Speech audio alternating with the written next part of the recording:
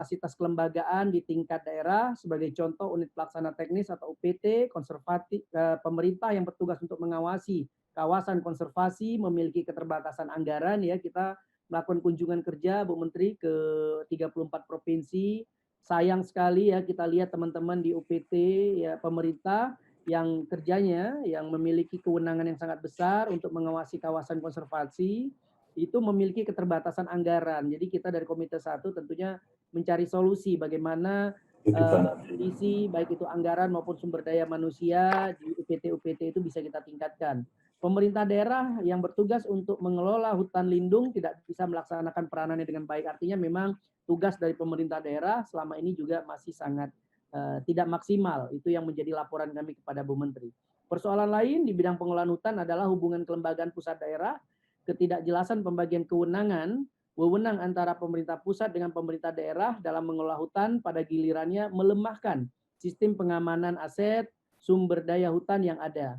Dalam kenyataannya, hutan dikuasai oleh para pemegang izin. Apabila izin berakhir atau tidak berjalan, hutan tersebut dalam kondisi terbuka atau open access yang memudahkan siapapun memanfaatkannya tanpa kontrol dan menyebabkan terjadinya kerusakan yang lebih besar. Nah, ini yang kita rasakan selama ini akibat perizinan yang diberikan namun tidak dimanfaatkan, akhirnya dimanfaatkan oleh masyarakat setempat dan terjadinya berbagai permasalahan-permasalahan. Di sisi lain, berdasarkan data BPS menunjukkan adanya kurang lebih 19.400-an ya desa di dalam kawasan hutan di seluruh Indonesia. Ini banyak sekali Bu Menteri karena kita juga bermitra langsung dengan kepala-kepala desa di seluruh Indonesia, 74.000. Itu ada 19.400-an desa itu yang berada di kawasan hutan dan mereka mengeluh sama kita karena juga kalau masuk dalam kawasan hutan mereka tidak bisa menggunakan dana desa untuk membangun infrastruktur, tidak bisa membangun dana APBD atau APBN ya untuk dipergunakan untuk pengembangan karena itu masuk dalam kawasan hutan. Nah, oleh karena itu kita mencoba mencari solusi bagaimana permasalahan tersebut bisa kita selesaikan. Keberatan masyarakat tradisional dengan kearifan adatnya yang ada dalam kawasan hutan tersebut belum diberi kesempatan untuk mengelola hutan secara berkelanjutan. Oleh karena itu kita menekankan ya agar masyarakat yang ada di kawasan hutan itu bisa maksimal untuk memberdayakan ekonomi mereka dan negara harus hadir di sana.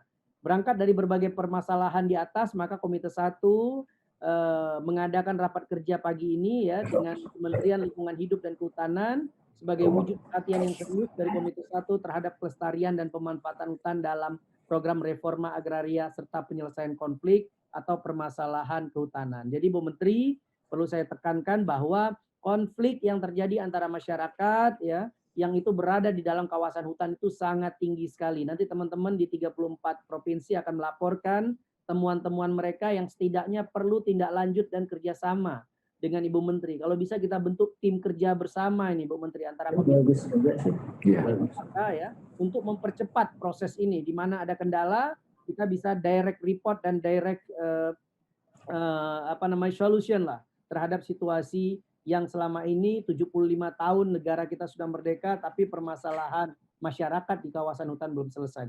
Baik, saya kembalikan kepada Ibu Menteri. Waktu silakan Ibu Menteri memberikan penjelasan dan langkah-langkah strategi yang sudah dilakukan oleh Kementerian LHK untuk memberikan inspirasi bagi kita untuk bagaimana Komite 1 dengan Menteri LHK bisa membangun kemitraan yang kuat dalam rangka menyelesaikan permasalahan-permasalahan baik itu reforma agraria, baik itu pertanahan maupun dengan permasalahan-permasalahan masyarakat adat yang ada di wilayah hutan.